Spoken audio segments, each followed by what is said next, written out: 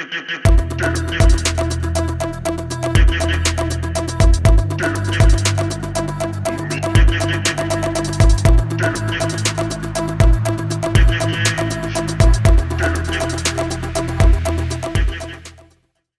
começamos aqui, dou boas-vindas para todos para uma nova sessão do nosso colóquio científico do Observatório de Histórias em Quadrinhos da ECA USP. Estamos aqui, essa é a edição do mês de maio de 2022. Sejam todos bem-vindos. Passo então a palavra ao professor Roberto, que vai falar sobre alguns lançamentos, alguns álbuns que ele adquiriu recentemente. Fala, eu vou começar falando de um livrinho chamado In Love with Art. É sobre a Françoise Molly, que é a mulher do Art Spiegelman. Foi produtora de arte na revista New Yorker. Junto com Art Spiegelman, ela criou uma editora e junto com ele lançou a revista Raw, que é uma revista que dá espaço para quadrinhos mais artísticos. Lançou vários nomes, como Chris Ware, né, e Andrew Tomini, e esse livro então é sobre ela. E o título tem um duplo significado, né? Apaixonada por arte e apaixonada pelo Art Spiegelman. Então, é um livrinho bem pequeno, mas é interessante notar. Ela é quadrinista também, isso é uma coisa que eu não sabia. Bom, que une duas coisas que eu gosto muito, que é quadrinhos e ficção científica, é esse aqui, The History of Science Fiction. Tá? É em quadrinhos e narra a história da ficção científica. Acho que são dois franceses, dois franceses. Um que chegou ontem, não li ainda, mas achei interessante pelo seguinte: é uma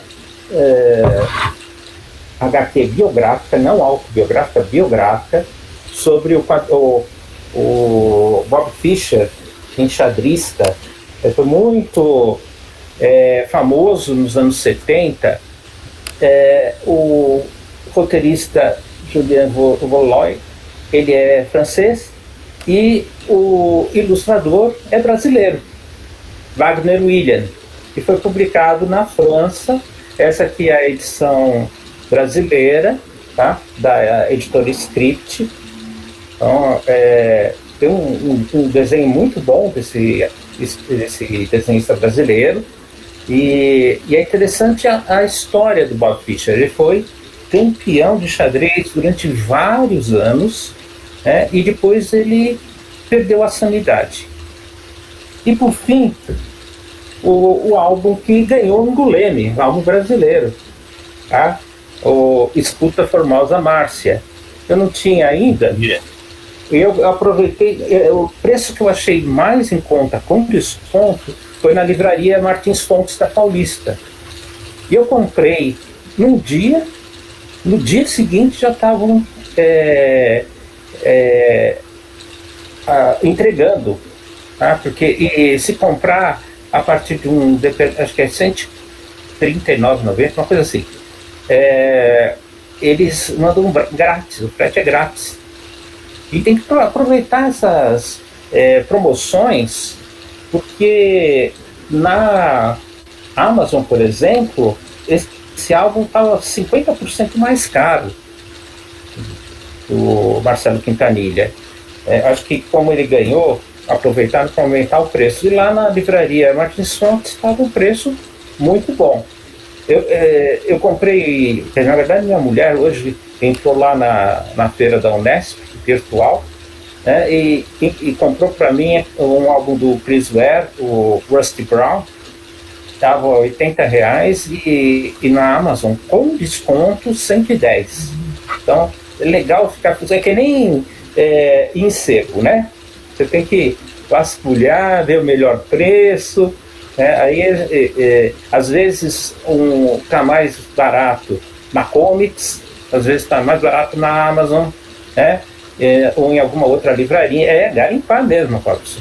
como a gente fazia antigamente nos sebos, né? Só que a gente saía com a mão suja de poeira. E agora a gente faz pela internet. Então é isso. Para minhas indicações. Eu sou daqueles que vai na feira às 1h30 da tarde para pegar as ofertas, sabe? A xepa. Xepa. Tudo nosso, então. Então, eu queria dizer para o Roberto e professor Roberto que eu adquiri também a Márcia, muito bom, excelente. Chegou ontem para mim, ainda não. Está até no papel ainda. Chegou ontem, eu ainda nem folheei, mas eu gosto do Marcelo Quintanilha. Eu acho que ele é um roteirista. Bem cotidiano, bem cotidiano. Sim, de pessoas simples. Os personagens são pessoas simples, né? Não são super-heróis, não são. Né? E essa abordagem dele e com o estilo gráfico que ele tem é muito boa. Recomendo. Valeu, prêmio. Novidades? Não, eu só informar que o Luiz G, que já tinha feito o lançamento do Fronteiras Híbridas, né? Amanhã está fazendo o segundo lançamento, né? Uma nova sessão de autógrafos lá, Comics. A outra vez foi na Ugra, que é um livro, não é só de quadrinhos, né? Ele mistura referências sonoras, musicais do Arrigo Barnabé, das óperas que ele ilustrou, fez o cenário. Então é um livro belíssimo, editado pelo Márcio Paixão, lá de Goiânia, né? M. Marte. E, então, para quem quiser pegar comprar um livro autografado e pegar o autógrafo, é amanhã, lá na Comics, que está com endereço novo. E, aliás, é um espaço que eles estão agora, eu achei muito bacana. Eu não fui lá ainda. E é perto de onde era antes, né? É, meio quarteirão. Fica antes de você. Quem vinha pela Consolação, né, quem vinha lá da estação de metrô, passava necessariamente em frente para virar à direita, onde tem uma padaria, e aí tinha a banca de revista logo a seguir, né? Antes daquela padaria da esquina, talvez 20 metros, do outro lado, né, na outra calçada. É um prédio engraçado, assim, do hospital, não. Do lado do... hospital. Não é do lado do hospital. Não, não, vindo da Paulista, você vira à esquerda. A sua Santos? Tá, você está na Alameda Santos, você chega ali na Consolação, você vira à esquerda. Antes de chegar na padaria. Não, logo no começo, tem que voltar. É um trecho curtinho da Consolação, quando a Consolação deixa de ser aquela avenida larga, né? Então ela passa, quando ela desce para os Jardins, aqui é o primeiro quarteirão. Ixi, eu vou ter que ligar a outra câmera agora, mas estou sendo ouvido pelo menos, né? Está sendo ouvido. Tá bom, então vou Uma desligar. novidade da Sony. Aqui, ontem, isso aqui é merchandising, hein? Tá Pois ganha uns trocos aí na cidade. Cobre, nossa audiência está aumentando, você pode cobrar. Essa semana eu consegui colocar 4 artigos da revista Nona Arte no ar, então saindo mais 4. Eu vi lá, recebi, obrigado. Devem ter recebido aí a divulgação. Então, são 4 artigos. Nós estamos agora em fluxo contínuo, então à medida que os artigos vão ficando prontos, a gente vai colocando diretamente no ar. Então já temos esse ano, já temos aí 6 artigos publicados. 5 artigos e uma resenha, que fui eu que fiz a resenha, e 5 artigos, e já temos mais 3 que estão sendo preparados. Então, eu acho que com esse sistema de fluxo contínuo, atrai mais colaborações. Então, queria abrir também para todos aí que tenham. Se são 6 artigos e uma resenha, já é uma edição. Agora, por exemplo, nós tivemos um artigo que foi aprovado em 4 dias. Eu quero até agradecer publicamente ao Robson, que mandei para o Robson para fazer a avaliação. Ele respondeu logo em seguida, aprovando o artigo. Em 4 dias o artigo estava aprovado. Nunca tivemos um fluxo tão rápido de aprovação. É um dos artigos que, inclusive, está sendo publicado agora, né? Foi publicado ontem, né? Então, e foi bem rápido. Então, os colegas... Uma avaliação rigorosa, diga-se. Então, o artigo estava bom. Rigorosa e carinhosa. Então, porque é sempre para a gente é sempre uma satisfação grande. Muito. Nós que agradecemos. Então, querendo que a revista tenha mais visibilidade, estamos tentando colocar dentro das normas aí, para que ela crie um atrativo bem grande para os pesquisadores de quadrinhos. Acho que ela tem. Eu vou lutar para que ela seja referência na área de quadrinhos. Né? Por isso eu tenho muito.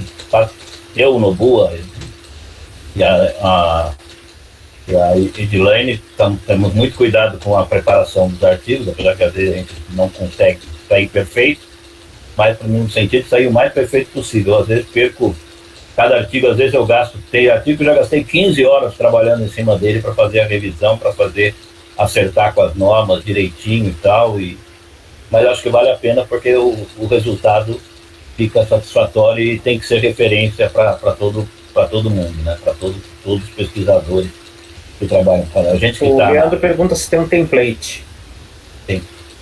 Existe. A gente está fazendo agora eu vou passar, Leandro. A gente está renovando as normas de publicação, já devemos colocar no ar na semana que vem, bem detalhado como que a gente quer, então dizendo exatamente no sentido de um template, como que são as margens, como que é o tipo de que usa e tal. Mas aí a gente vamos colocar que é bem específico, até mais específico do que se costuma ter, porque eu sou um cara chato mesmo, então inclusive faço até nas normas, eu até coloco o tipo de expressões que a gente quer que seja utilizada ou não. Eu, por exemplo, não gosto de abreviatura, então uma das normas lá que diz que não use HQ, por exemplo, que você use sempre um sinônimo, ou quadrinhos, ou gráfico novo, ou sei lá, qualquer banda desenhada e tal, e assim por diante. Mas isso aí a gente está também produzindo. Né? Fiquei muito contente agora. Facilita muito para o autor. Template facilita muito para o autor. Ajuda. Então, e quando vem para nós também, não só para o autor, facilita bastante para a gente, que quando vem dentro das normas, o trabalho é muito menor de preparar. Né? O trabalho é muito menor. Então, ajuda bastante. Eu espero que aos poucos a gente consiga ter esse ritmo de publicar, a cada 2 meses, está publicando 3 ou 4 artigos, e a gente possa ampliar o número de artigos publicados. Então essa é a grande satisfação dessa semana, que nos deu muito trabalho. Eu e o Nobu ficamos os últimos 3 dias trabalhando em cima, discutindo toda noite, né? À noite conversando a respeito, acertamos isso, acertamos aquilo, daí ontem no final da noite conseguimos colocar no ar, ficamos muito satisfeitos.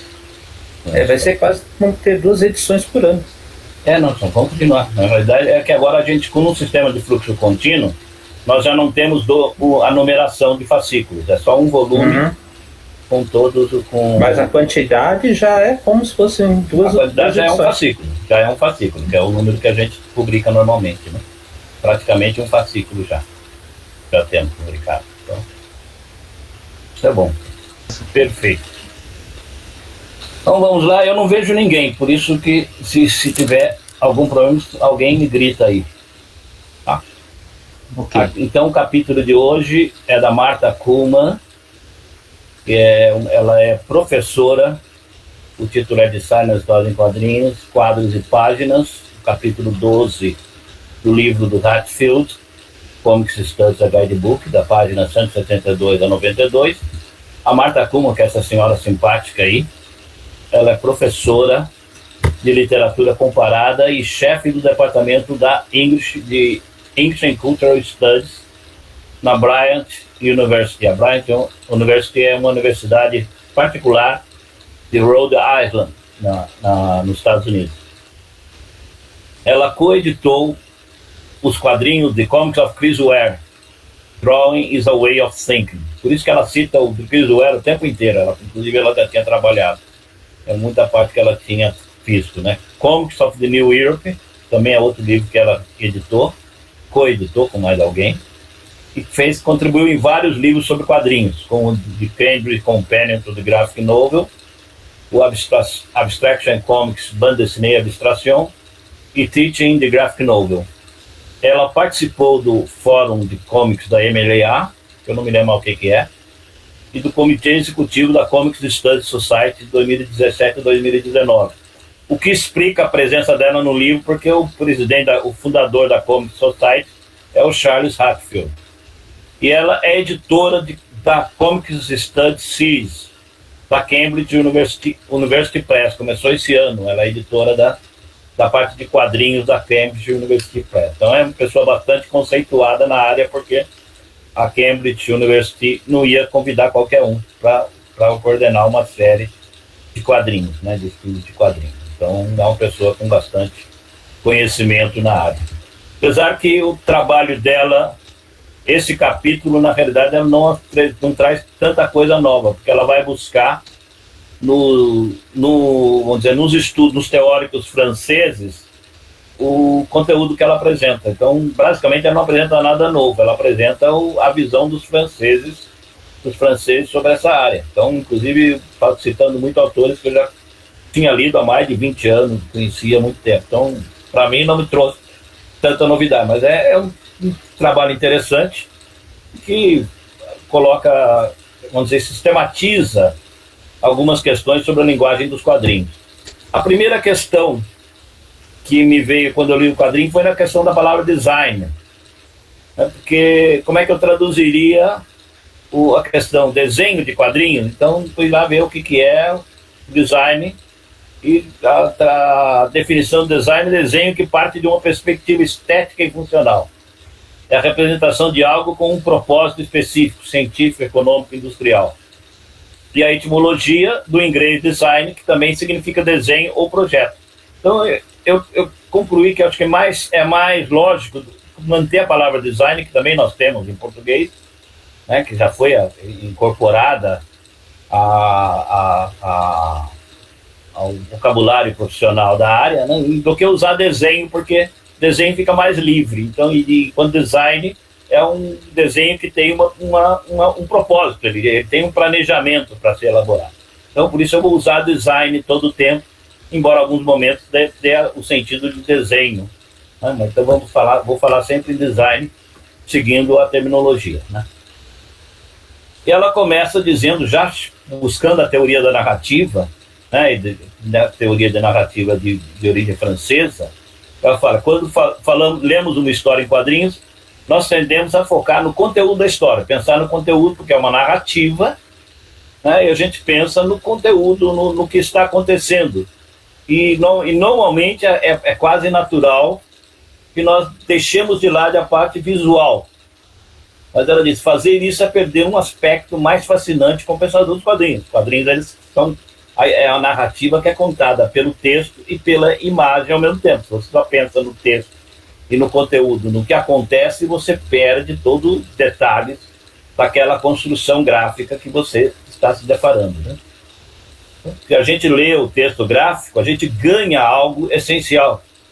E se a gente olhar a parte gráfica com mais devagar e mais deliberadamente procurar os detalhes, como a história foi estruturada, a gente consegue ver coisas que normalmente a gente não veria numa leitura rápida. Então é isso que ela vai discutir muito no livro, né? Então ela vai falar, nos quadrinhos, forma e conteúdo não estão separados, mas fundamentalmente se complementam, que é real. Então, padrões visuais e estratégias de design literalmente constroem a narrativa. Então, tem algumas pessoas que até comparam o desenhista de quadrinhos, o autor da parte gráfica, com um arquiteto, enquanto que o narrador seria o contador da história.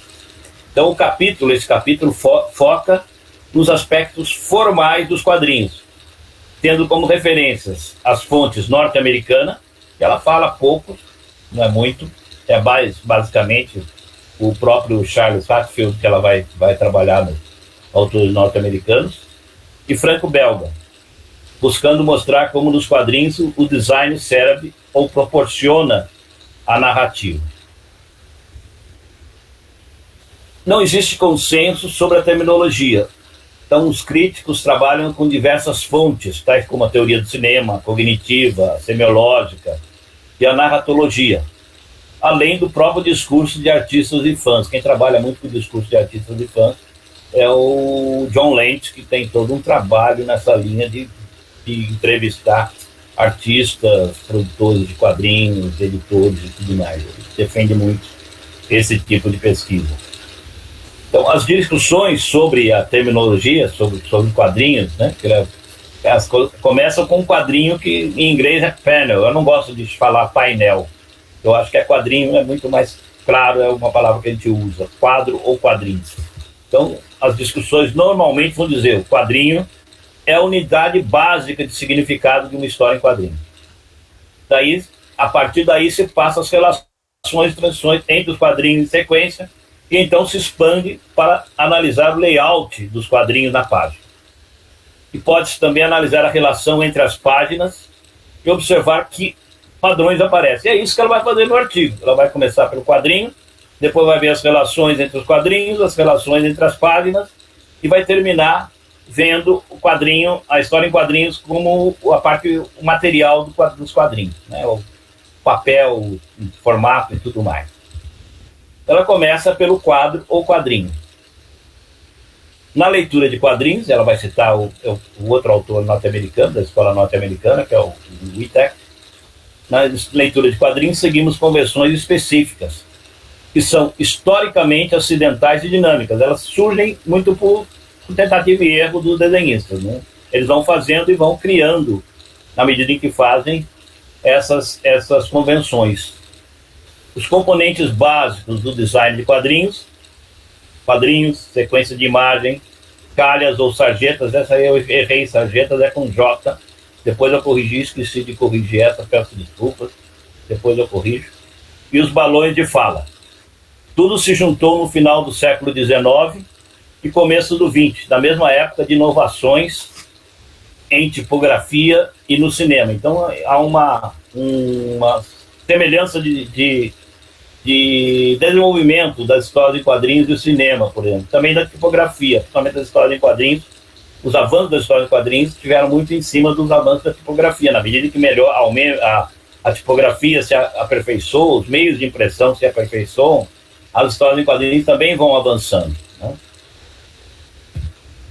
Então, o quadrinho é uma imagem que representa uma unidade narrativa, um momento ou uma série de momentos ou uma ideia. Em geral, ele é limitado por uma linha em forma de quadrado ou retangular, mas não necessariamente. Então, não é uma regra geral.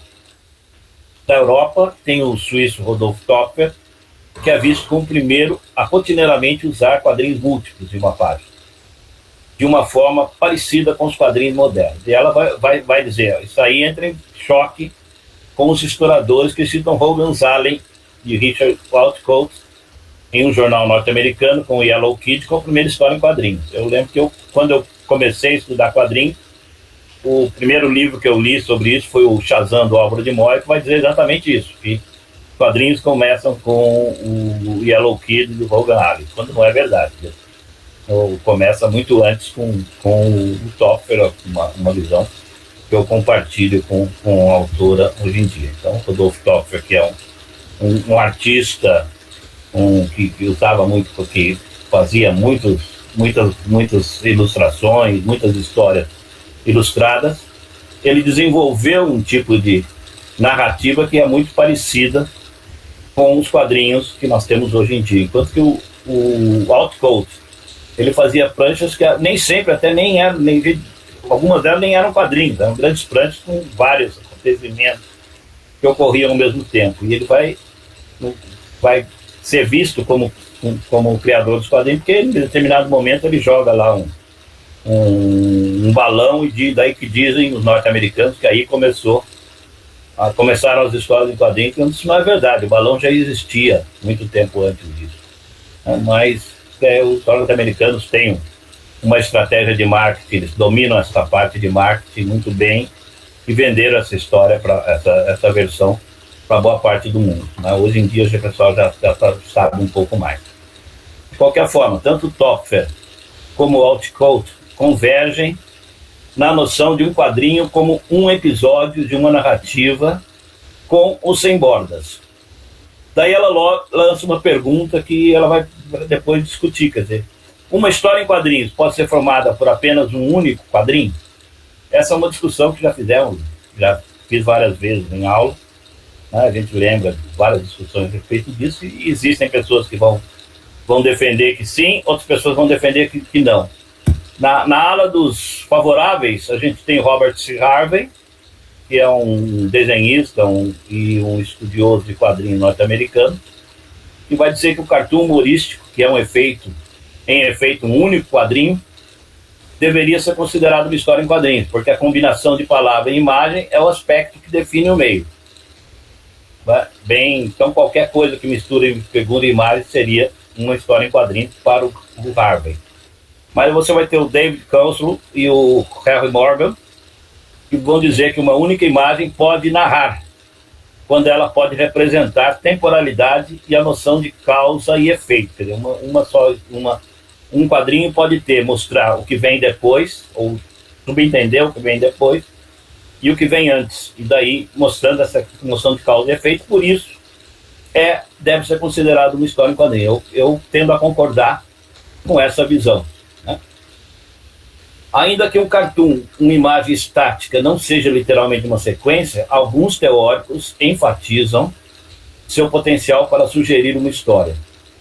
Esta definição expandida compreenderia qualquer coisa, desde uma gravura do século XV a cartoons de quadrinho único, como Pimentinha e Hank Casher. Então, Pimentinha aqui, eu considero uma história em quadrinho, outros também consideram, que tem uma ideia do que vem antes e do que vem depois, né? E por isso ele poderia ser considerado uma história em quadrinho. Né?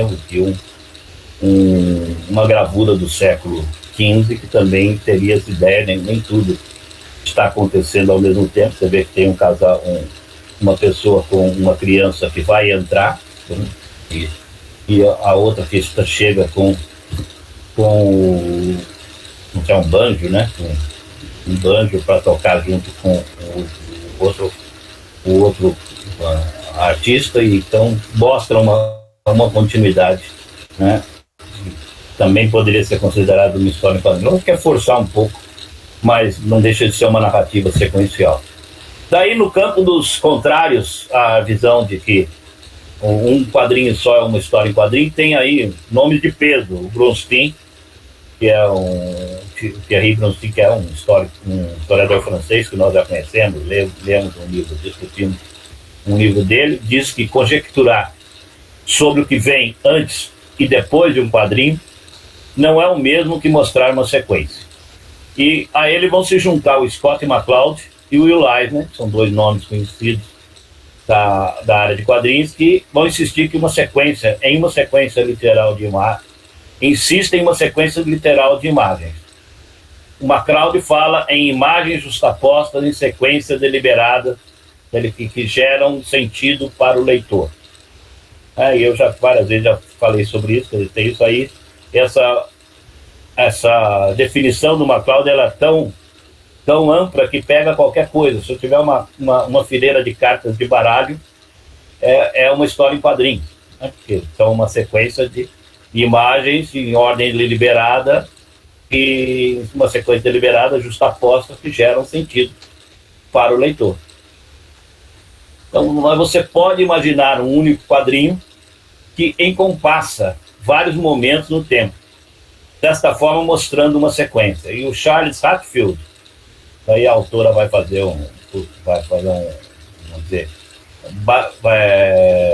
puxar o saco do editor dela, né, do organizador do livro, né, descreve um caso desses em que um quadrinho de Bill Watson, em que a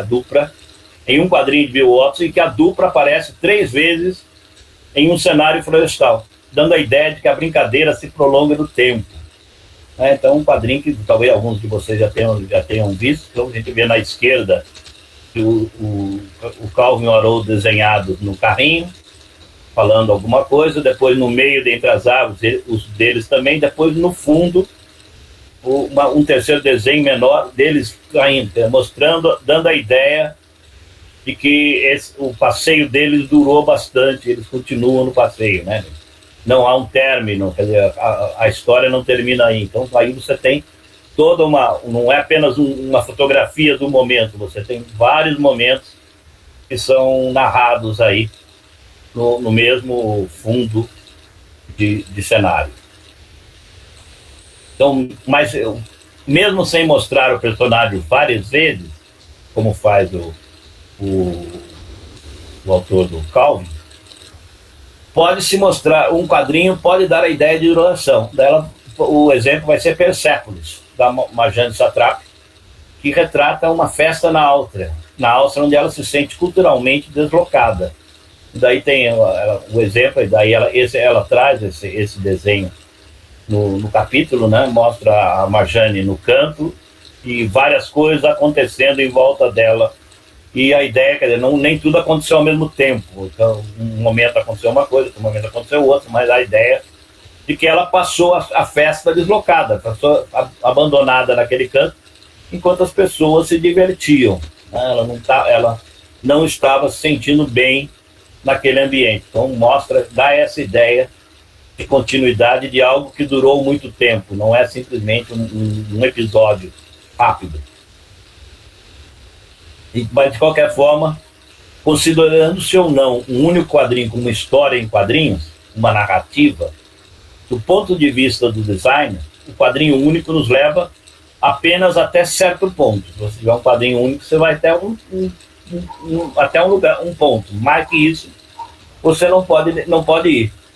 Histórias com mais de um quadrinho abrem novas possibilidades, lógico.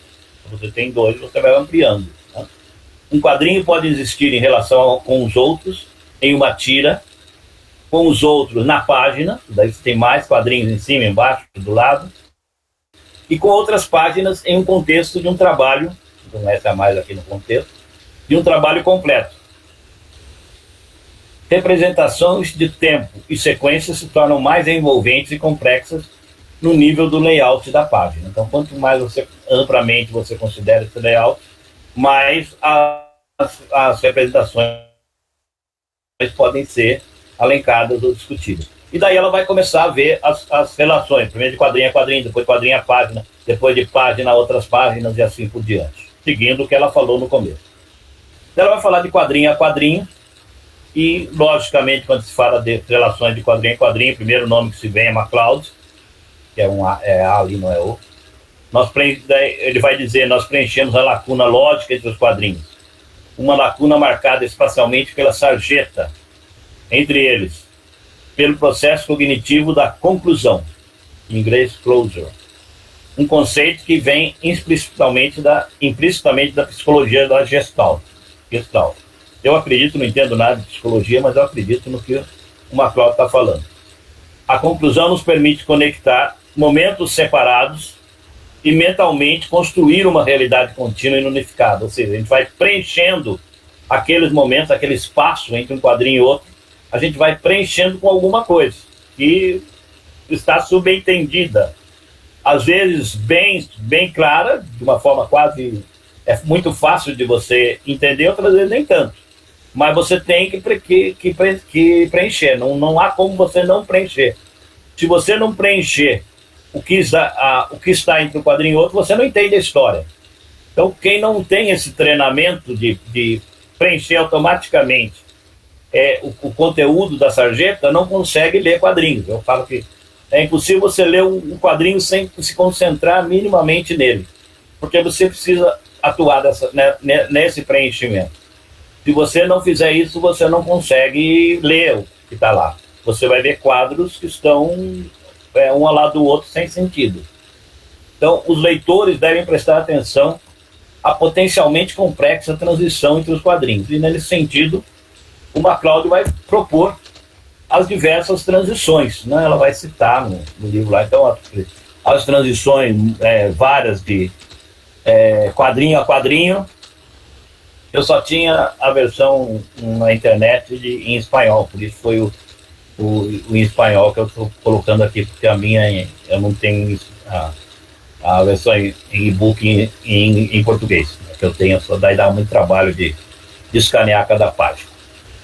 Então, a quadro, que pode classificar em várias categorias, que é a primeira categoria, né? Então tem a primeira é momento e momento, requer um intervalo muito pequeno, de um momento para outro, né? Então, depois a transição ação a ação, daí vai ter o primeiro lá, por exemplo, o cara batendo na bola, então a bola, o sujeito com o bastão na mão, a bola chega e ele bate no bastão, ação a ação, né? O mesmo caso aqui de baixo, o cara põe a champanhe no copo, toma e logo em seguida ele arrota.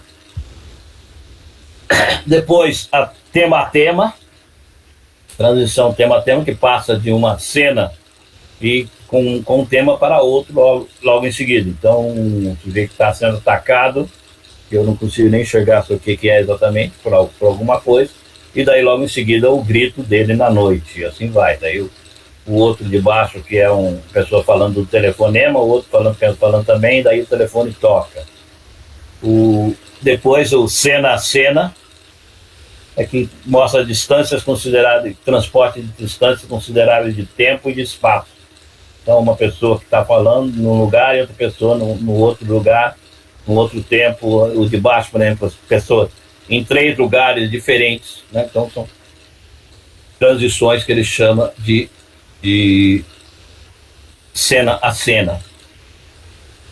Uma quinta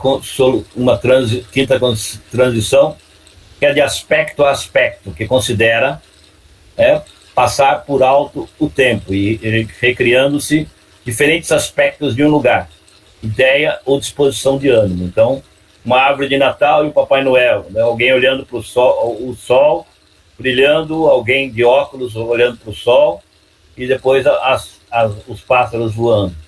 E por último, é uma transição que ele fala num sectu, que não tem nenhuma relação uma coisa com a outra. Então vai ver primeiro um satélite, me parece, daí uma imagem, que inclusive é um quadro famoso nos Estados Unidos, que eu não me lembro qual é.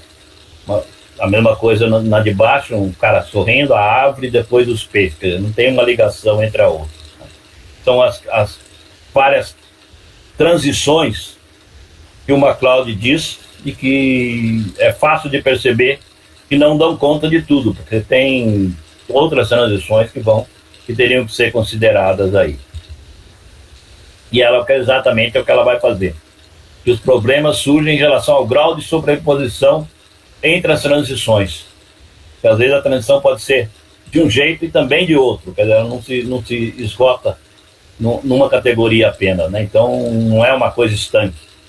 Então, e além disso, as categorias de MacLeod não tratam da forma como a interação do texto com a imagem podem complicar mais as relações quadrinho a quadrinho. E elas tampouco levam em conta um layout geral da página. Você está numa página, o que está em cima e o que está embaixo também interfere na leitura. Então pode ter alguma interferência, e isso ele não considera, está considerando apenas o quadrinho adjacente, que vem logo depois. Então, você perde outras redes significantes de correspondências entre os quadrinhos. E daí ela vai dar o exemplo da Action Comics número 1, de 1938. Né? Que, como vocês sabem, a Action Comics, os autores do Super-Homem criaram em 1933 o personagem, ficaram de 33 a 38 tentando vender o personagem, as histórias. Eles criaram o Super-Homem para jornais, para fazer tiras de jornais, faziam em formato de tira. Nesse período todo tiveram vários entreveros com os editores, não ficavam fazendo eles esperar, diziam que iam publicar, não publicavam. Teve até um momento que o Shuster ficou tão possesso da vida com as recusas que rasgou várias partes, teve que depois refazer tudo de novo. Até que em 38 o dono da DC Comics resolveu lançar uma revista e lembrou que eles tinham aparecido um personagem para eles e chamou os dois de volta. Falou: vou fazer uma revista, trago aquele personagem que vocês fizeram para tira, que a gente publica. Daí foram para casa os dois, o Jeff Siegel e o Joe Shuster, e o Shuster passou a noite refazendo, pegando as tiras, recortando. Na época não tinha computador para você jogar de novo, mexer nisso daí. Então ele pegou a tesoura e foi recortando as tiras e montando em formato de página. E essa página que ela colocou como exemplo aqui é uma página que foi remontada. E claramente, se ele fosse fazer a página, a história, já pensando na página, as escolhas deles poderiam ser diferentes. Né? Então tem vários problemas aí no quadrinho. Então não está nem tem cortes no quadrinho. Se você pegar essas 3 últimas aqui, você vê que o cara tá cortado no meio. Esse é a segundo quadrinho da parte de baixo está cortado. Você se importa, está cortado o balão, né? Ele nem refez o balão, simplesmente cortou. Tinha alguma coisa que vinha antes e que não interessava para ele. Assim vai. Então dá para você ver claramente que é uma remontagem. Né? E daí é o que ela vai comentar. Ó. Depois de ser submetida a tira sem sucesso para os syndicates, conseguiu ser editada. E a página resultante demonstra a tensão entre as transições dos quadrinhos, que vistas em sequência linear e com um campo de visão mais expandido, que considera o layout da página como um todo. Então, se você tivesse as 3 tiras de baixo separadas das outras, talvez não tivesse não desse esse choque de mostrar essa vamos dizer, foi feita uma coisa meio às pressas, né, para atender. Então isso interfere, quer dizer, na produção do quadrinho. Então quando o autor está pensando no layout da página como um todo, ele vai ter outras escolhas do que se ele estiver pensando nas tiras.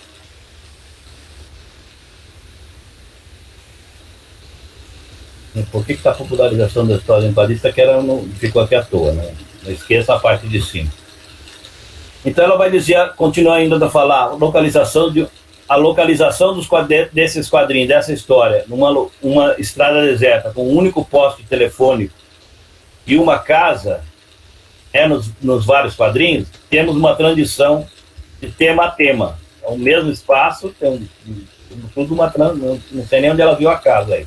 Ela tem a transição tema a tema. Diferentes elementos que permanecem em uma cena ou ideia. Mas a figura mais saliente nessas transições é a ação heróica do Superman, que levanta o carro, sacode os ocupantes, bate o carro e persegue o infeliz Butch, que é esse cara aqui que está sendo perseguido. Assim pode-se dizer que há uma transição ação a ação, tanto é de tema a tema como de ação a ação. É o que eu estava dizendo, se o Chanson tivesse a página inteira como premissa, a sua seleção do que colocar em cada quadrinho e como enquadrá-los poderia ter sido bem diferente. As pequenas falhas nas preparações da última fileira de quadrinhos demonstram o conflito entre a tira e página, ou nos termos de Hatfield, sequência e superfície, e é o que ela vai trabalhar depois. Aqui eu não consegui fazer isso, mas eu deveria abrir isso daqui. Eu não sei, eu teria que copiar, mas eu não consigo fazer isso. Como é que eu... Peraí, eu vou fazer uma coisa, daí eu consigo.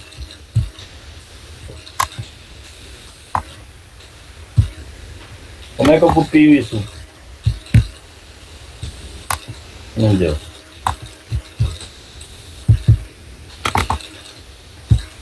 Bem, na realidade esse aqui era um trecho do filme do Super-Homem, que tem do Retorno do Super-Homem, que tem o carro desgovernado, que eu queria mostrar para vocês agora nesse momento, mas eu não consigo copiar, eu deveria ter visto como fazer. Então, essa parte animada da apresentação, vou ficar devendo para vocês dessa vez. Depois dos quadrinhos, a quadrinha ela vai então para quadrinho para página. Então vai dizer que a página de quadrinhos permite um leque maior de relacionamentos entre o tamanho relativo, formato, posição dos quadrinhos e sua colocação na superfície da página. Porque na página nós vislumbramos todos os elementos que compõem a página ao mesmo tempo. E os quadrinhos se deparam com um conjunto diferente de questões do que o cinema, que é tipicamente visto como um fluxo contínuo de imagens. E o Benoit Peters desenvolveu uma tipologia de layouts de página, que lança importantes questões e dá base para mais discussões. É um livro bem conhecido do Benoit Peters, Plant, esqueci, não me lembro mais o nome, eu tenho, é um que eu usei no meu mestrado, acho que eu usei no meu mestrado há 40 anos atrás.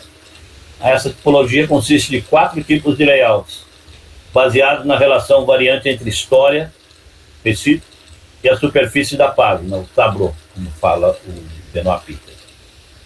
Quando a história comanda a nossa atenção e a superfície da página é discreta, existem duas possibilidades: o layout convencional e o layout decorativo. O convencional, ele é imutável, é convencional, como a própria palavra diz. Tipicamente, ele é baseado em uma grade, que não muda. É apelidado de Gaufrier, que é ferro de waffle, era aquele coisa de waffle que a gente põe para fazer, né, que o norte-americano gosta muito. Algumas vezes as condições de produção requerem uma grade convencional, por exemplo, tiras seriadas que devem ser complicadas em configurações que os artistas não podem controlar, ou que são posteriormente republicadas em formato livre. Então, normalmente elas vêm no mesmo tamanho, de modo a poder ser recortadas e ser remontadas. O Peanuts é um grande exemplo. Ele tem, normalmente ele tem quatro quadrinhos, quando faz em livro, põe 2 em cima e 2 embaixo, e se remonta na medida que necessário. Aqui, normalmente seguem uma grade desse tipo. Então, tem aqui à esquerda, esse é do livro do Peters, né? Uma página típica do Buck Dunny, do Charlier e do Obinon. Então, todo quadrinho, toda a página vai ser desse tipo. E na direita, uma página típica dos Frustrés, da Claire Bétecher, que não tem calha, é simplesmente o recorte, uma linha separando cada quadrinho.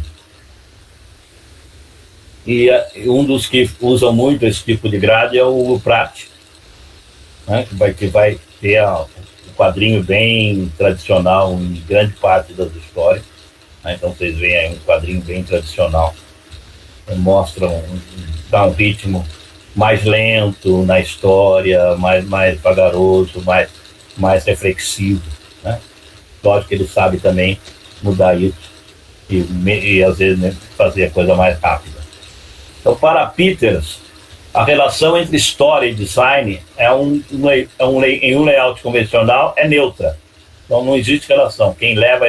O que leva a leitura é a história, é a narrativa. Então, artista contemporâneo como Seth, James Sturges e Jason frequentemente usam layouts baseados em uma grade de 9 ou 6 quadros. Então isso é muito comum terem esses layouts tradicionais. Daí o layout retórico, que é o outro modelo, quando vamos dizer, a narrativa leva. Então, o tamanho e o formato dos quadrinhos se ajustam dinamicamente em resposta à lógica, ritmo e drama da história. Você não tem os quadrinhos todos do mesmo tamanho. Dependendo do que acontece, eles podem aumentar ou diminuir. Então, dá suporte à narrativa pela expansão ou contração dos quadrinhos, para se acomodar à ação e ao desenvolvimento dramáticos. E para Peters, é o layout mais comum, provavelmente é mesmo. E ele vai dar um exemplo das joias das Castafiore, uma aventura do Tintim. Temos aqui o exemplo que ele dá, que é a história, a escorregão do mordomo na escada. O primeiro, quando ele está chegando, que dá apenas para ter uma ideia da escada. O segundo, ele caindo, então é um pouco mais largo, para mostrar a forma da queda dele. E a segunda, quando ele se equilibra e abre-se um pouco mais. Então você tem 3 quadrinhos de tamanhos diferentes para se adequar ao que está acontecendo na história. Então é o que ele chama de layout retórico. Quadrinhos de super-heróis de aventura, e a gente sabe disso, tendem a usar esse tipo de layout em combinação com enquadramentos cinemáticos para dramatizar a ação. Nesse caso, a função primária do layout é expressar a história e não chamar a atenção para o desenho em si. Você vai lendo, você nem nota muito o desenho. Portanto, é a narrativa que ela vai indo e você vai seguindo em frente. Você só nota esses detalhes quando você para e começa a olhar com mais calma. Os quadrinhos em que a superfície da página domina a nossa atenção são classificados em 2 categorias: o layout decorativo e o layout produtivo. Daí são as categorias estabelecidas pelo Peters. O layout decorativo, eles chamam tanto a atenção esteticamente que podem não funcionar para avançar ou reforçar a história de forma óbvia. Você fica mais maravilhado com o que você está vendo do que você até esquece da história. Seu design pode ser bastante elaborado e pode preceder a própria história. o Peters menciona páginas estilizadas que lembram as janelas da Arte Nouveau, em Le Démon de Grâce, de Jacques Tardy. E algumas das páginas de Crazy Cat também se poderiam qualificar disso. Eu costumo dizer que, daí é uma elucubração minha, não da Kuma, que na realidade todas as inovações das histórias em quadrinhos já foram feitas até os anos 20 do século passado, que foram feitos pelos primeiros quadrinistas. O resto foi tudo desenvolvimento que eles já tinham feito. Nesse primeiro quadrinho estão o autor do Crazy Cat, o Herman, o McKay e o que depois ela vai falar do Winkle. Né? Aqui a página do Tardy que ela comentou, eu consegui um exemplo dela. Né? Os grandes, as janelas lembram a Arte Nouveau, né? Então você fica até a ação se perde porque de tão majestosa que é a paisagem. Outro, esse tem acho que tem no livro, isso daí, não me lembro. Não, acho que tem no livro do Peters, que é uma imagem do Tarzan, também, que você tem todas isso deve ser o Bernie Hogarth, todas têm uma preocupação tão grande em mostrar o cenário que você fica mais admirando o cenário do que preso na história. E depois, também ainda é do Peters, ele vai mostrar alguns desses layouts decorativos, como os que ele se espera. Como ele mostrou aquele tradicional, daí a gente vê à esquerda um layout decorativo utilizado pelo Edgar P. Jacobs no Mistério da Grande Pirâmide. Então, que é o primeiro de um tamanho, o primeiro quadrinho, a primeira camada de um tamanho, a segunda de outro e a terceira dividida em 5. Né? Então, bem dinâmico. E o do Drouet, que é mais dinâmico ainda, né? Tem um formato totalmente estranho, né? Porque uma grade muito própria dele. E o último layout é o layout produtivo, que parece determinar e controlar a própria ação da história. Não apenas precedendo, mas realmente motivando e respondendo pela ação da história. O design abertamente determina o que vai acontecer na história, em geral de forma autoreflexiva. Por exemplo, Little Nemo e Slumberland e Winsor McCay. Daí ela vai dar o exemplo desse quadrinho em que as pessoas sobem, aumentam, diminuem, então o tamanho do quadrinho também aumenta e diminui. Né? Tem outro exemplo seria o daquele da cama voadora, que o Nobu sempre comenta, que é o mais utilizado em histórias de quadrinhos, que você tem, na medida em que ela vai aumentando de tamanho, o quadrinho vai aumentando de tamanho também. Então isso é muito comum no Winsor McCay, que, como eu falei, que foi um dos grandes inovadores da história em quadrinhos. Né? Vamos ver se agora funciona o que eu pretendia fazer aqui. Parece que agora funciona, que era isso que eu tinha que ter feito antes. Só como voltar para lá eu vou descobrir depois. E essa técnica o McKay também utilizou no cinema de animação. Se eu soubesse como aumentar isso, mas não está aumentando. Né?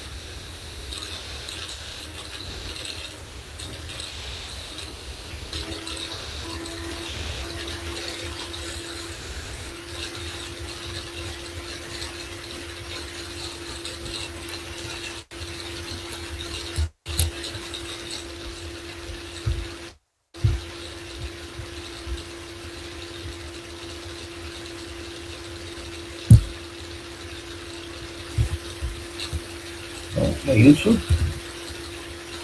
E ela vai dizer que os exemplos mais extremos desse tipo de layout produtivo são encontrados nos quadrinhos experimentais, como os do coletivo Oubapo, que é Louvado de la Bande Dessinée Potentielle, quer dizer, oficina de banda desenhada ou de quadrinhos potenciais, de um grupo francês de cartunistas. Esse grupo surgiu em 92 em resposta ao movimento literário ULIPO, que é a Oficina de Literatura Potencial. Eles defendem a ideia de que uma limitação, ou seja, uma regra específica de composição, pode ter um potencial produtivo e criativo para gerar uma história. E daí você pode, assim, alguém pode ter uma história em quadrinho no formato de palíndromo, começa e termina da mesma forma, como o Etienne Lacroix Cercle Vissier, ou uma forma em estilo de palavra cruzada, que pode ser lido em tiras na horizontal ou na vertical. E ela vai mencionar o Matt Madden, que é um nome a lembrar, porque o Matt Madden é um cara desse grupo e que vai desenvolver muito a ideia de, quer dizer, você tentar fazer a mesma narrativa de várias formas. E ele vai escrever um livro que se chama 99 Formas de Contar uma História, Exercícios em Estilo, que é um livro muito interessante, eu gosto muito. Ele é fácil de ser adquirido, depois eu indico o fornecedor para quem quiser. Ele vai pegar uma história em quadrinhos que basicamente uma página em que o sujeito está trabalhando no computador, ele levanta para buscar alguma coisa na geladeira. Quando ele está chegando na geladeira, a vizinha de cima pergunta para ele a hora, ele fala a hora, e daí ele abre a geladeira e não lembra mais o que ele tinha ido fazer lá para buscar na geladeira. Isso é uma situação normal da vida, que todo mundo já passou por isso, né? E ele vai fazer 99 vezes, ele vai mostrar essa mesma história, de várias formas diferentes, desde uma grade mais ou menos convencional, como essa primeira, né? ou essa segunda de uma outra forma, que é o personagem contando o que aconteceu. Eu estava trabalhando, daí eu levantei para ir na geladeira, eu fui para a sala, para a sala de jantar, daí de cima a Jéssica me perguntou, eu falei que horas era, daí fui para a geladeira, eu não lembrava o que eu tinha ido buscar lá, né? E um terceiro, quase sem palavras, né? O computador, a gente vendo o computador, ele fechando o computador, a escada, ele vendo a hora, daí ele olhando no computador, na geladeira, sem saber o que fazer. E ele vai mostrar várias formas, ele vai brincar, jogar o estilo do Jack Kirby, vários estilos, o estilo de mangá, por exemplo.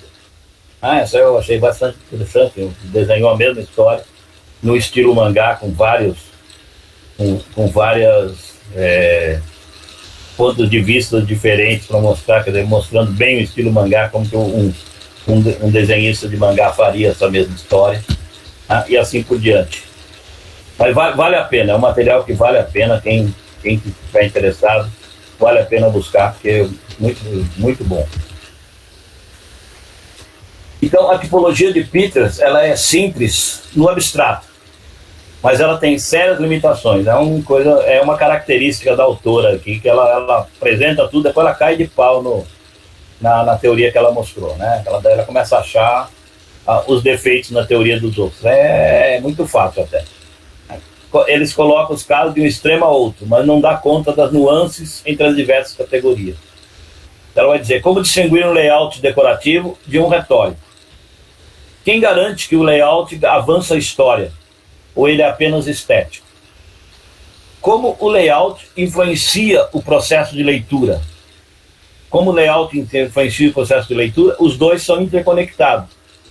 Mas as categorias só consideram a dicotomia entre forma e conteúdo. Outros aspectos a considerar são sequência, simultaneidade e superfície, que são os aspectos que ela passa a considerar agora em diante. Então, de acordo com as convenções europeias, a página é lida da esquerda para a direita e de cima para baixo. É a condição nossa também. A nossa também convenção dos europeus e do mundo europeu, né?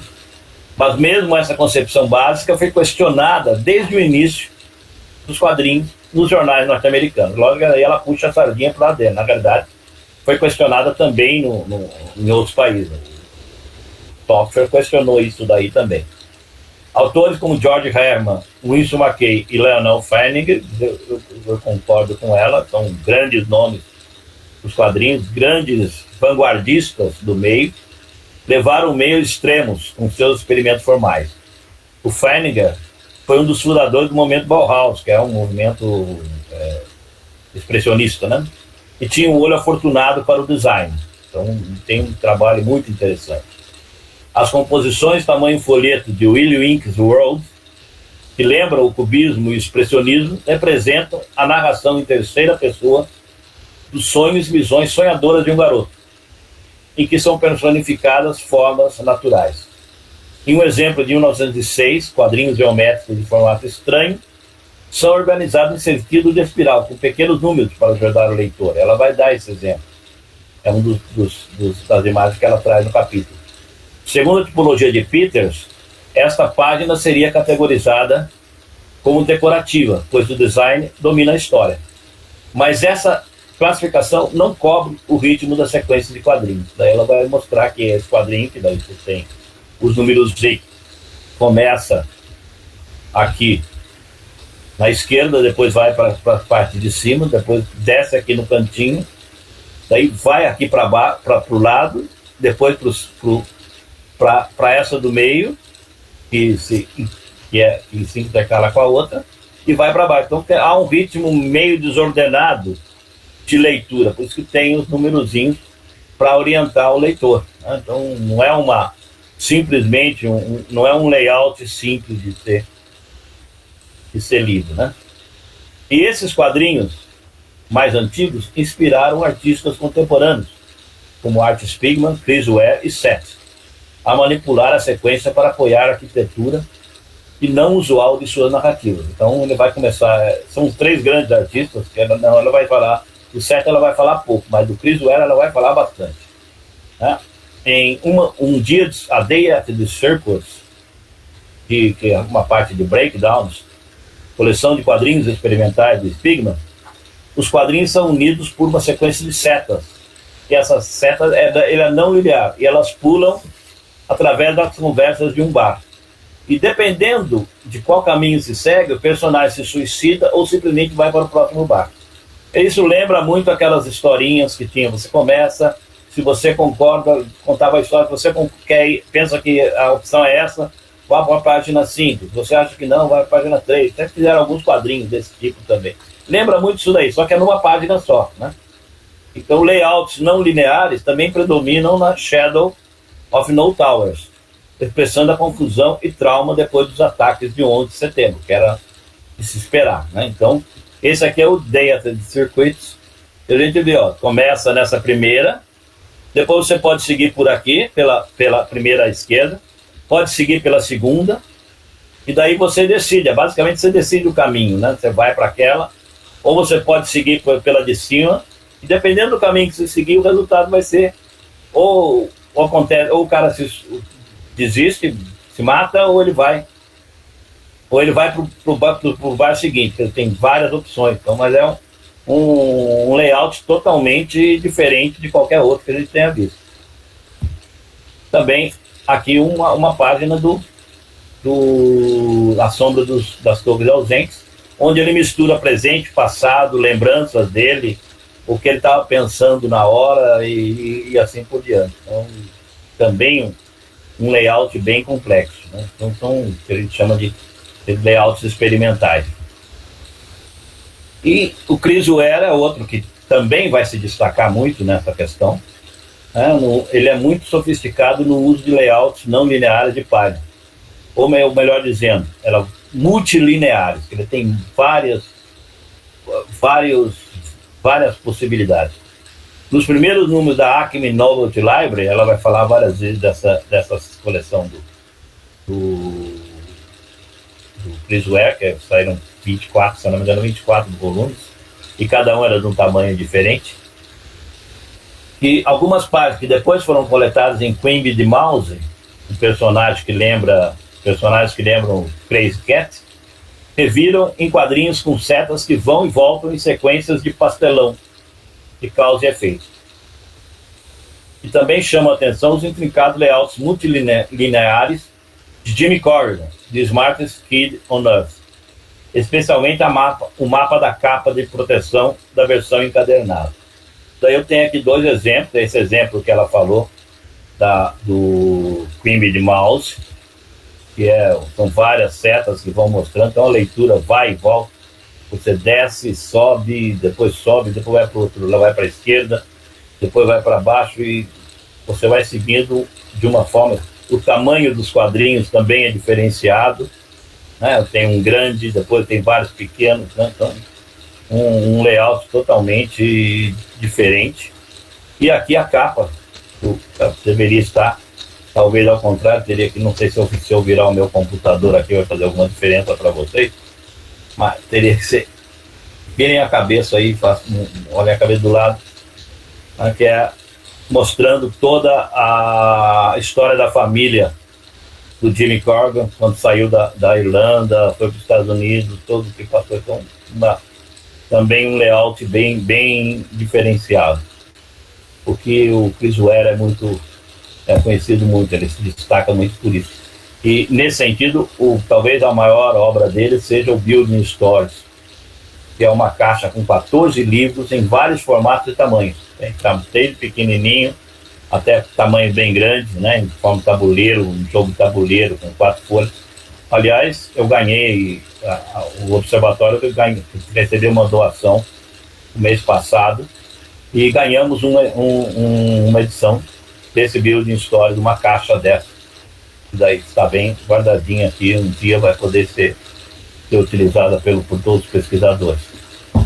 E sem usar texto, as 4 seções desse jogo de 4 folhas representam como os vários residentes do edifício de 3 andares se interrelacionam. Aí vai dizer, o homem que vive com a namorada no 2º andar tem fantasias eróticas com a jovem do 3º andar.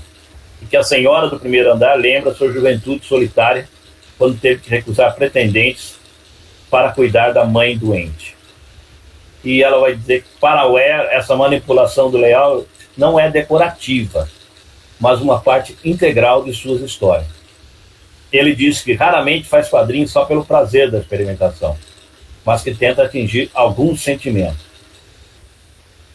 Aqui dá para ver como que é essa caixa. Até tem uma ex-aluna minha que fez uma dissertação, dissertação de mestrado ou doutorado lá na FEFELESH, Faculdade de Filosofia da USP, sobre esse material, né, que é bem interessante, que eu estive folheando, um material muito interessante. Eu particularmente não gosto tanto dessas coisas, que eu me perco na leitura desse tipo de material, mas reconheço a genialidade do autor, né? E aqui uma página mostrando um pouco daquilo que ela falou, das relações entre os personagens no edifício, né? E também podem ser relações que são simultâneas, sincrônicas ou não sincrônicas, né? A gente nem sempre isso fica muito claro quando a gente lê.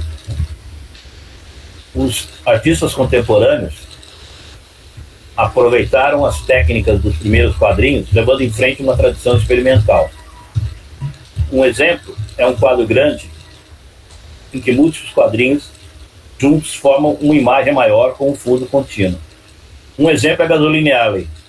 O Frank King, de vez em quando, fazia isso para afetar a percepção do tempo do leitor. Daí eu abro aqui um parênteses, com uma curiosidade. Quando fui procurar o quadrinho do King Alley, do Gasoline Alley, agora na internet, e me abriu uma página que mostrava que estão fazendo um filme do Gasoline Alley com o Bruce Willis, mas pelo jeito não tem nada a ver, que chama Gasoline Alley o filme, mas não parece ter a ver com a história em quadrinho, porque diz que é um policial, uma história, um thriller. O Gasoline Alley não era um thriller, né? O Chris Ware também faz isso, ter o mesmo fundo e que você ter várias coisas acontecendo no fundo. Então, um exemplo que eu achei de Gasoline Alley na internet é esse aí, que você tem toda a história, toda a vizinhança, uma rua com várias casas, pessoas conversando, nos vários locais em torno da casa. Então, e os quadrinhos, o mesmo fundo recortado numa grade tradicional de 12 quadrinhos. E ela vai dar um destaque no trabalho do Charles Burns, no Tunnel Vision, que mostra um design de página sobrepondo não uma, mas duas grades de quadrinhos em um crânio adornado com cobras. Para quem gosta desse tipo de quadrinho, é uma coisa de mão cheia, mas eu particularmente não gosto muito. Cada célula desse elaborado xadrez de quadrinhos é feita em uma textura diferente. As legendas expressam a frustração do narrador com o quadro rígido dos quadrinhos e seu desejo de quebrar a mais complexa, a superfície mais complexa embaixo. Nosso olhar oscila entre os quadrinhos fragmentados e a página como uma única imagem horrorífica. Daí é essa imagem que ele mostra, que é bem horrorífica mesmo, né? Várias cenas eu particularmente não gosto, mas é uma página, um layout bem peculiar. E devemos ver a página como uma superfície total. Costuma-se citar várias metáforas para descrever a página. Alguns falam em mosaico, alguns falam em quebra-cabeça, alguns falam em edifício de muitos andares. Nós podemos também pensar os quadros na página como camadas sucessivas que flutuam em um plano, permitindo aos artistas manipular efeitos de primeiro plano e de fundo. O Will Eisner denomina isso de meta-quadrinho. É um exemplo do Will Eisner no livro que ela está citando, né, que é do próprio livro do Will Eisner, que é esse tipo de página que ele chama de meta-quadrinho. Tanto os mangás como os quadrinhos de super-heróis usam muito essas técnicas para dinamizar o drama e a história. Nesse sentido, essas multicamadas são retóricas no sentido do que o Peter fala. O Frank Miller, em Cavaleiro das Trevas e Batman Ano 1, usa quadrinhos em forma de telas de TV sobre fundos complexos, criando um contraponto entre o que ocorre e a cobertura da mídia sobre isso. Então ele tem no fundo Batman, e as pessoas, as telas de televisão, as várias telas de televisão, comentando o que está acontecendo. Então, misturando a cobertura da mídia e, de uma certa forma, a cobertura da mídia, em alguns momentos, ela leva a história. A história vai seguindo pelo que as pessoas comentam na mídia, e a narrativa vai se guiando por essas frases que as pessoas usam. Mesmo o espaço negativo das caras, espaço negativo é a palavra dela, não é minha, né, pode ser um elemento de design significativo. Então, a adaptação de Mazzucchelli e Paul Karazik da obra de Paul Auster's City of Glass, Cidade de Vidro, reverte a figura convencional percepção de solo de uma página para transformar uma grade regular de 9 quadrinhos em um conjunto de barras de prisão, dando uma ideia do sofrimento psicológico e confinamento do personagem. O Eisner também faz isso numa história do espírito. Eu tentei achar, mas não consegui encontrar. Então, essa é a página do Auster que ela comenta. Então, as páginas da prisão e os quadrinhos, e as calhas, né? O espaço negativo da calha, aquela coisa. Uma outra variação pode ser encontrada em Epileptic, do David B., criando uma surpreendente variação da sarjeta exterior da página, também chamada de hiperquadro, quando o David B. desenha o corpo do irmão se mexendo como uma cobra em torno de uma série de quadrinhos. Algumas vezes a mão, o pé ou outra parte do corpo irá adentrar o espaço dos quadrinhos, destacando a presença física do rapaz e o sofrimento com a epilepsia. os artistas exploraram o potencial criativo da página de forma que ela pode funcionar não simplesmente como fundo, mas como elemento crucial do design. Então, a página do epilético eu encontrei na internet, né? Então, tem essa dessa forma, você vê o corpo do rapaz em volta, o braço, como se ele tivesse deitado em volta dos quadrinhos, né? E o pé dele praticamente invade um quadrinho, então mostrando o suplício que ele tem, o sofrimento que ele tem com a doença. E de uma certa forma também fazendo fechando, que ele não tem escapatória, todos os lados estão fechados, né? Tem que se conviver com a doença. Daí ela falou do quadrinho para a página, agora das páginas para as páginas, de página para página. Os quadrinhos podem estabelecer padrões e ritmo no curso de um trabalho inteiro. Eisner compara a tira de quadrinhos ao código Morse, ou a uma passagem musical. E nessa seção do capítulo, ela vai trabalhar bastante essa questão de terminologia. E o Eisner descreve a sua própria página como uma batida, ou um tempo, pegando uma terminologia da música, né? Então ela vai citar o que faz com que os quadrinhos, você faz com os quadrinhos, essencialmente é pegar peças de experiência e congelá-las no tempo. Os momentos são inertes, ficando na página da mesma forma que a folha de música fica na página impressa. Na música você respira vida na composição ao executá-la. Nos quadrinhos você faz a vida ao lê-los. Também se aplicam termos poéticos aos quadrinhos. O Bronstein diz que quadrinhos ou páginas rimam e usa ritmo, um termo que se aplica à música e à poesia. Ele vai dedicar todo um capítulo à questão do ritmo dos quadrinhos.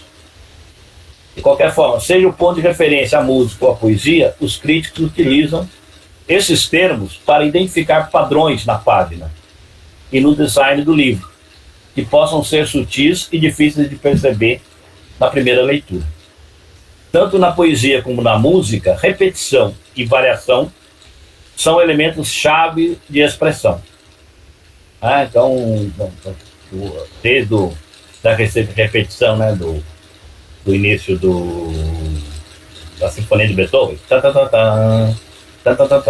até você ter a variação das composições do Mozart, né?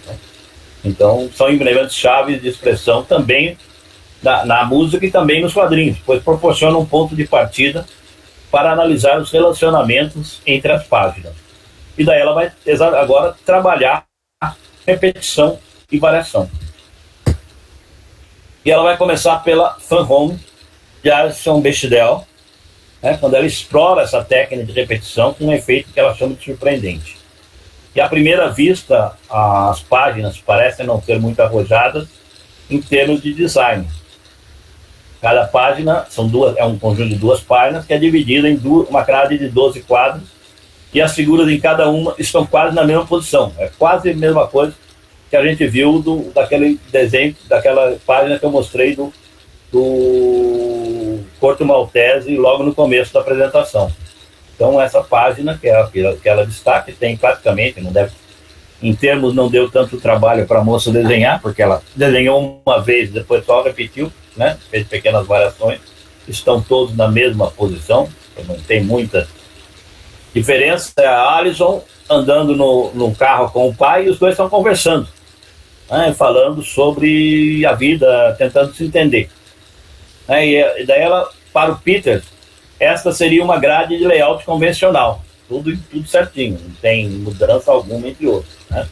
Mas daí o Bronstein vai afirmar que isso é importante ver como essas páginas surgem em relação às outras páginas. Se você pensar no contexto maior do Van Home, ela não tem vamos dizer, essa grade bem comportadinha em todas as páginas. Pelo contrário, a história, a Graphic Novel, nas páginas fogem do padrão estabelecido, né? Então ela tem 3 camadas com quadrinhos regulares de diferentes tamanhos e proporções. Às vezes o de cima é grande, o do meio é pequeno, o de baixo é maior ainda, assim, sei lá, não vai seguir de página a página a mesma proporção, vão ter diferentes de uma página para outra. E essas duas páginas bem comportadinhas, em contraste com o resto, dão um significado de um outro tipo de postura, de sentimento que estava movendo a personagem naquele momento. Então vai botar essa sequência, isso é o Brunstein que vai dizer, sobressai por sua opressiva regularidade. No curso da narrativa, a Alison, uma lésbica declarada, é contrastada com seu pai, um gay enrustido. Isso é ela que está dizendo. Enquanto ela tenta dar sentido, enquanto a Alison tenta dar sentido ao relacionamento deles e ao destino final do pai que se suicida. A mudança de design nessa sequência de 3 camadas para 4 aumenta o nosso senso de tensão e claustrofobia, enquanto pai e filha fazem uma última tentativa de conversa sincera sobre suas identidades sexuais. Logicamente, e essa tentativa não dá certo, que no final o pai para de falar, eles não chegam num acordo e ela continua naquela angústia de não se entender com o pai, não compreender o ponto de vista do pai, e ele morre sem ela conseguir atingir esse entendimento, né? Então a repetição de quadrinhos idênticos ou quase idênticos pode implicar curtos espaços de tempo que se expandem, ou podem se expandir para abranger um tempo maior em menos quadros. E daí ela, nesse sentido, ela vai dar um exemplo do Shenzhen, uma viagem à China, não me lembro como é o título em português, Shenzhen, A Travelogue from China, do Guy Delisle, que mostra a banalidade e monotonia da viagem quando representa 5 quartos de hotel quase idênticos em diferentes cidades chinesas. E daí a Paraguai também vai lembrar do Robert Crumb, que usa esse mesmo tipo de repetição em 3 páginas do Mr. Natural. Então ela fala a repetição para mostrar a ideia de monotonia, né? Então aqui a página do Guy, né? Mostrando as camas do mesmo jeito, não muda nada, ele está sempre uma monotonia, como se você saísse estivesse sempre no mesmo quarto, né? Então vai estar dizendo as cidades que ele estava, e o quarto são praticamente iguais, né? E as 3 páginas do Mr. Natural. Não sei se a ideia ficou pequena, mas eu tinha que pôr as 3 uma do lado da outra para ver, quer dizer, as coisas acontecendo em volta dele, e ele não dando bola para o que está acontecendo. Então a figura do Mr. Natural é sempre igual, né? E as coisas vão acontecendo, entende? Alguém que está fora do mundo, né? São 2 exemplos que ela dá de repetição desses 2 artistas. Daí ela vai para os padrões e variações. Então a repetição tem um potencial expressivo limitado, chega até certo ponto. A variação pode acrescentar muito mais na profundidade e riqueza dos quadrinhos. Na teoria franco-belga, 2 termos descrevem as variações no curso de uma página. São 2 termos que, na realidade, são a mesma coisa: translinearidade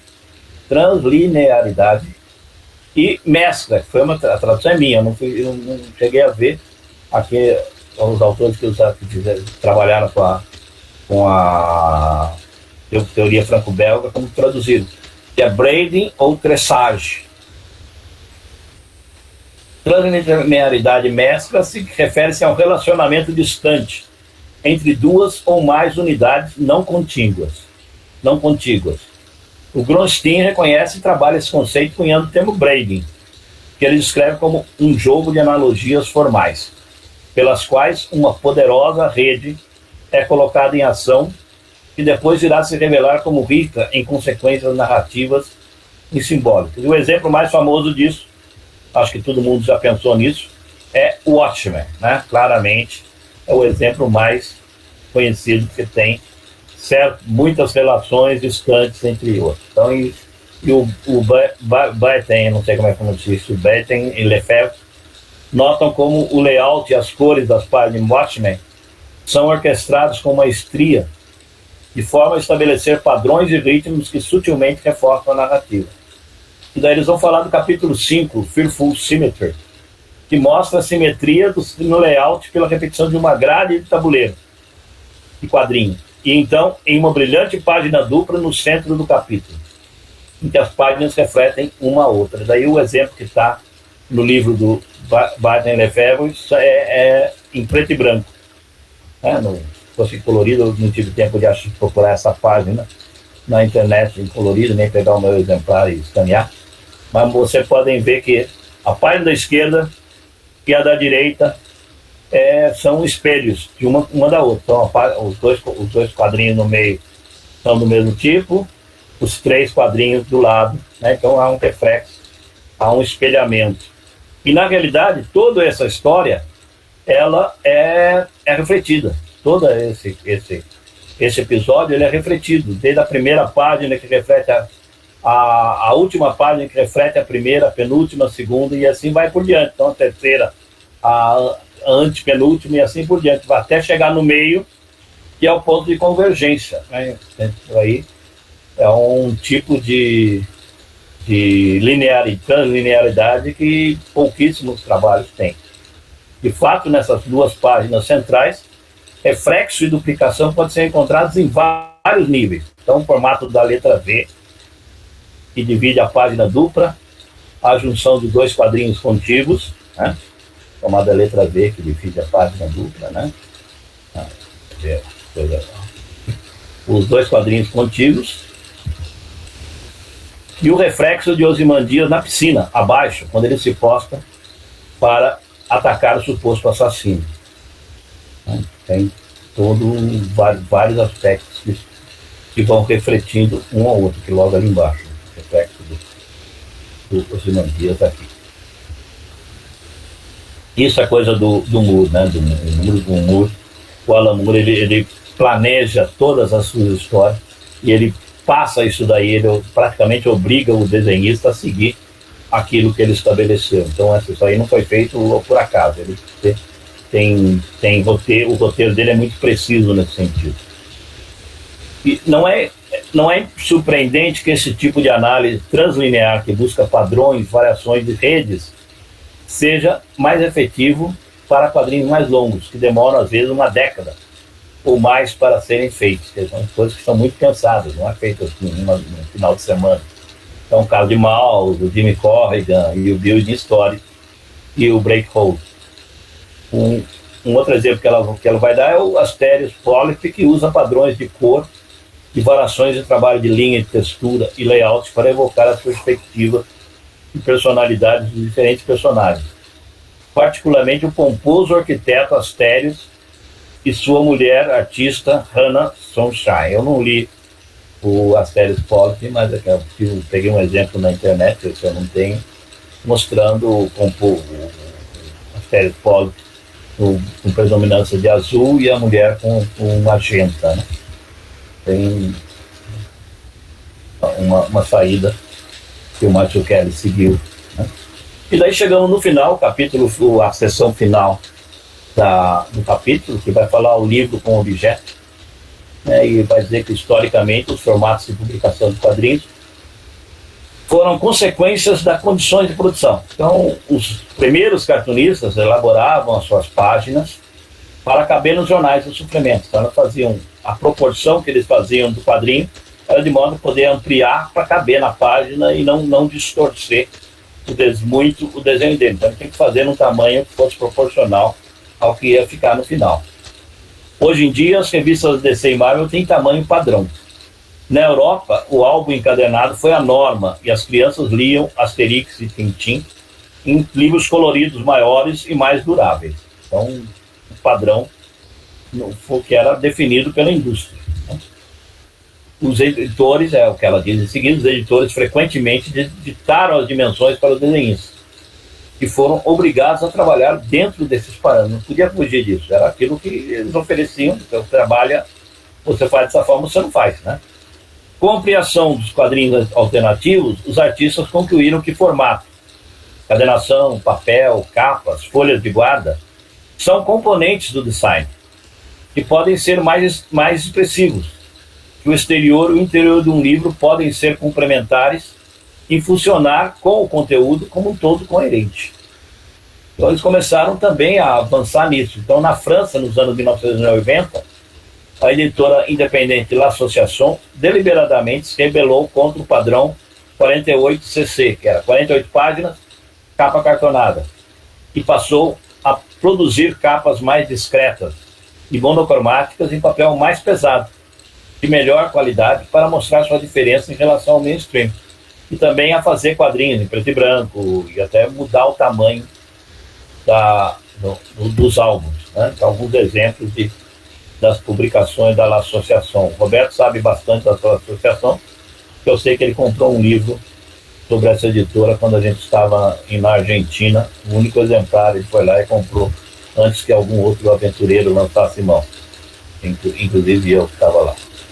O Chris Ware, nessa mesma época, também inovou ao assumir o controle do formato de suas histórias em quadrinhos. Sua Acme Novelty Series inclui livros em formatos diversos de mini-comics a grandes volumes. Eu até já mostrei alguns exemplos lá, encadenados como os encontrados em Building Stories.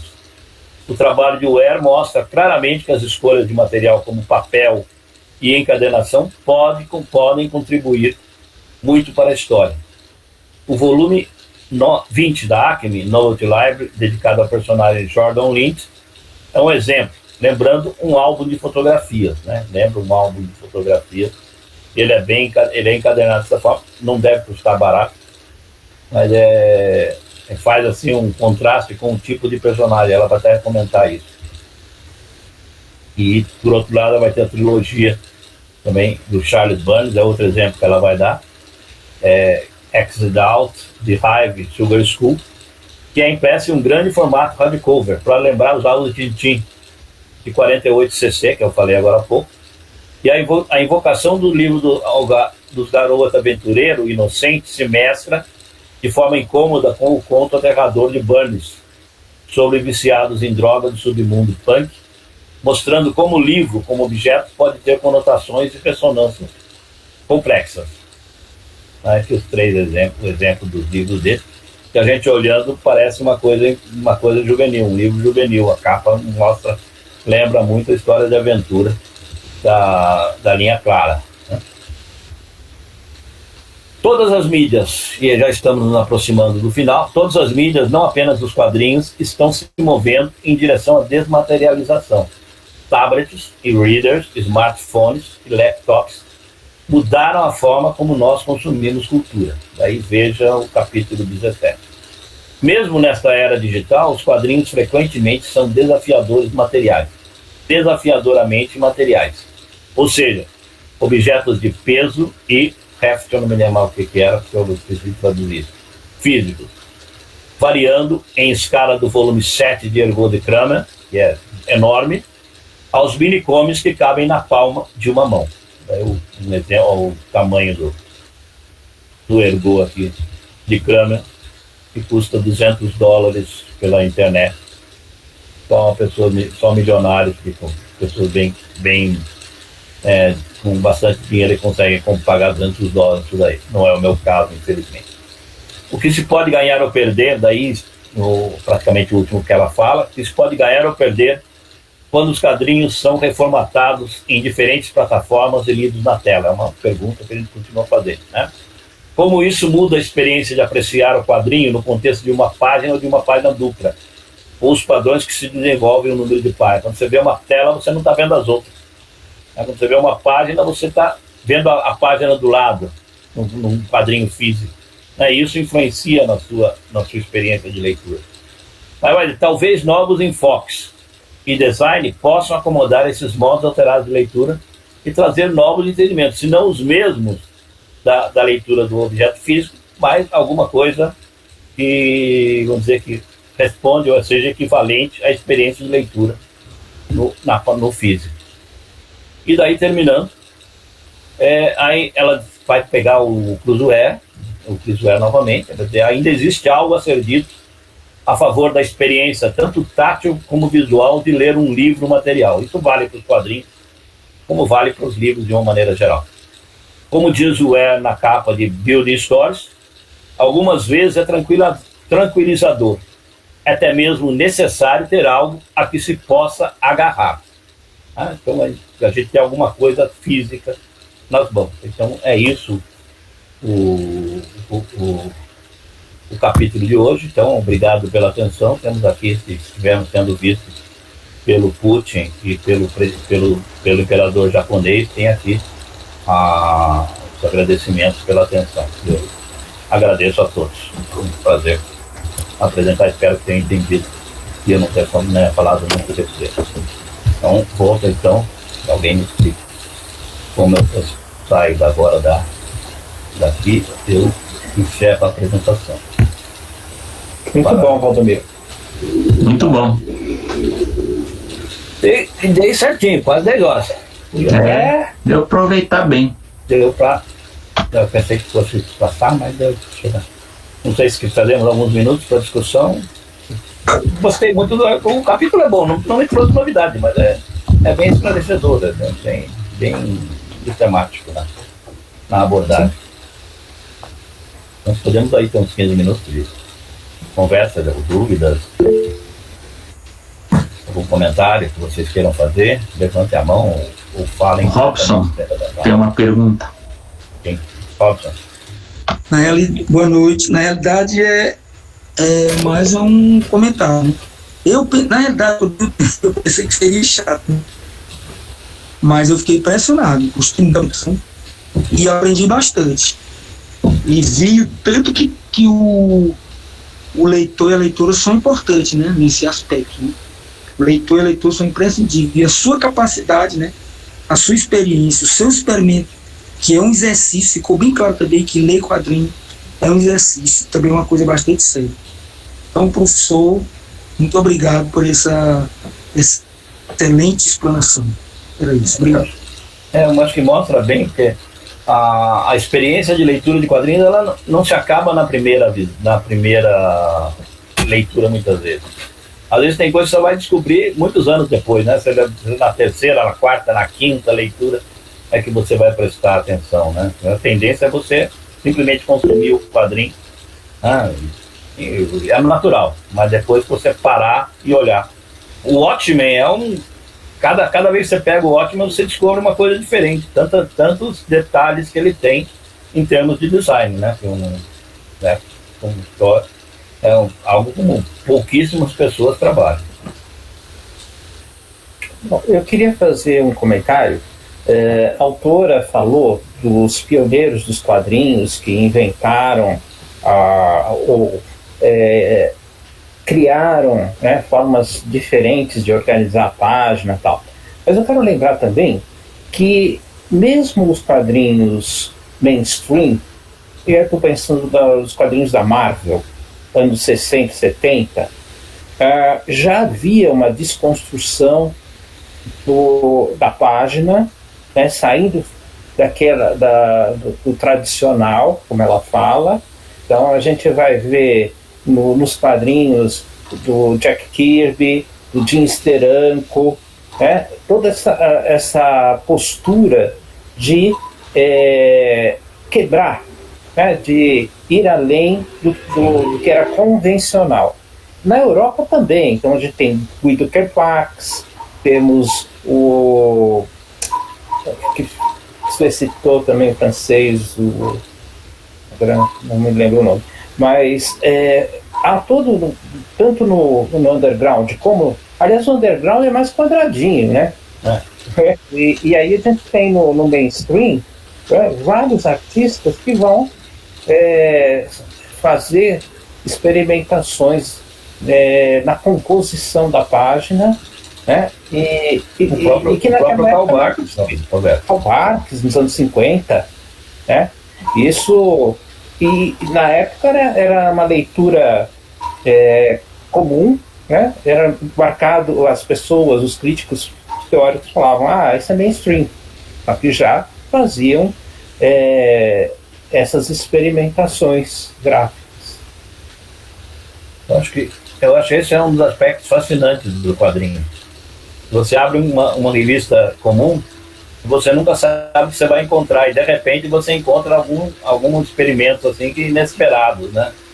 Caso do Karl Barks, caso do Alcott, caso de vários autores aí, e mesmo autores menores, que às vezes faziam alguns enfoques,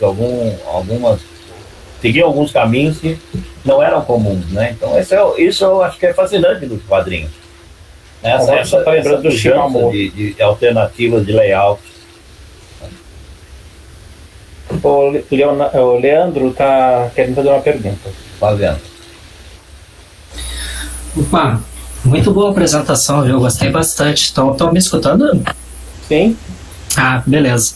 Eu tô com uma dúvida, né? Lá pelas tantas ali da sua apresentação, professor, aquele quadro que apareceu do Watterson, do Calvi Haroldo, né?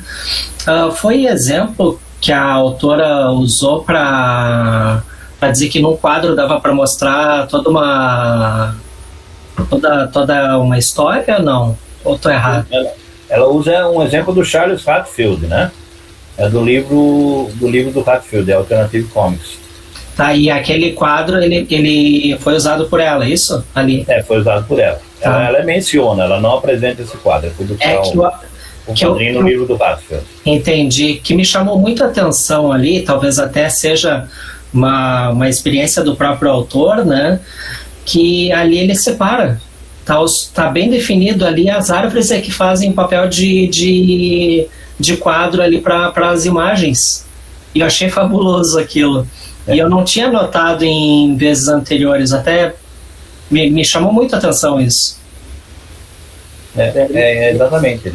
As árvores funcionam como se fosse uma calha, né? Separando como se fosse um quadrinho. Se você for pegar cada uma das coisas, tem 3 quadrinhos lá dentro, né? Exatamente. É uma sequência inteira. Oi? É uma sequência inteira. Isso acontece também nas histórias do Homem-Aranha e do Demolidor. No mesmo quadrinho, os personagens aparecem saltando, dando volta no ar, e fazendo movimentos. No mesmo quadrinho. São elementos diferentes, é uma sequência mesmo. Eu lembro do quadrinho um dos primeiros números do Demolidor, que ele está explicando, em que o Stan Lee está explicando o radar do Demolidor. Ele coloca no mesmo quadrinho o Demolidor andando e fazendo pim, pim, quando vai bater na porta, quando vai atravessar a rua. Então, tudo no mesmo quadrinho, repetindo várias vezes a figura do Matt Murdock com a bengala. Que máximo isso. Muito bom. Isso dos anos 60. Dos anos 60. Obrigado, viu? Vamos marcar o próximo colóquio? Acho que o Nobu quer falar alguma coisa. Nobu, fala. Eu estava estranhando. É o seguinte, eu estou com a informação fresca porque eu comento sobre isso no vídeo que eu gravei sobre o catálogo do Bill Watterson, né?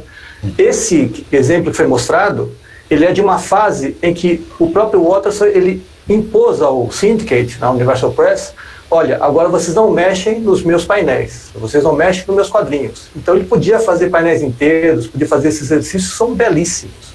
Porque até então, ele tinha que obedecer a uma fórmula que se encaixasse em diferentes formatos com que era publicado as páginas. Porque tem jornal que tem meia página, 1/3 de página, mais estreito, então ele tinha que suprimir. Os 2 quadrinhos primeiros, tanto no Peanuts quanto no Watterson, né, são inúteis. A gente pode dispensar porque eles não fazem parte da narrativa. Pode até fazer uma referência, mas eram feitos para preencher um espaço que poderia ser extraído, né? E aí entra numa questão que o próprio texto, né, que foi analisado, comenta, né? Ele tinha que se sujeitar, ele tinha que se submeter a uma imposição do formato e mesmo assim manter uma narrativa. E ele sempre foi contra. Quando ele conseguiu negociar com o Syndicate, né, e só consegue isso quem tem realmente muito poder, porque faz sucesso, né? Aí ele falou, olha, então, a partir de agora só publica desse jeito. Eu não admito mais que tirem nenhum quadrinho. Alguns jornais até suspenderam, né, cancelaram o contrato por causa disso, porque eles não tinham espaço para publicar naquele formato. E é interessante trazer esse exemplo, porque realmente é como se fosse um cenário de desenho animado, né? Que vai se colocando os personagens, vão vendo no outro fotograma, no outro celuloide, né? Acho que é bem típico de uma montagem de desenho animado. pessoal, um prazer encontrá-los novamente. Bom fim de semana a todos. Boa noite. Boa noite, Boa noite, gente. Valeu, boa noite, um abraço forte, obrigado. Até a próxima. Leiam Tchau. bastante Obrigado. quadrinhos. Professor